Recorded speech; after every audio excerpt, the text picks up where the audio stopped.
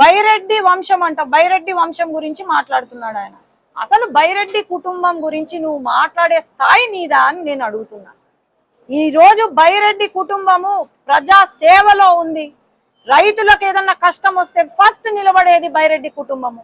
మీకేం తెలిసిన ఆయన మొన్ననే ఆపరేషన్ అయిందంట నీకు. ఆ గులకరాయి ఆయన తలపైన పడా, నీ పొట్టలో రాళ్ళు పడా, నువ్వు ఆపరేషన్ చేసుకుంటేవి. దయచేసి రెస్ట్ తీసుకోండి. మీరు ఎందుకు ఊరికే బయట అనవసరంగా మాట్లాడుతున్నావు? ఈరోజు మహిళలు అనే వాళ్ళు అంత చిన్న చూప, అంత చులకన మహిళలంటే ఏమి? బైరెడ్డి పేరు నేను పెట్టుకోకూడదా? నేను ఒక డాక్టర్ని, ఇక్కడ నా సర్టిఫికెట్లన్నీ బైరెడ్డి అనే ఉంటుంది. ఏమి వారసత్వం మహిళలకి పట్టదా? నువ్వేమన్నా కొత్తగా లా తీసుకొచ్చినావా?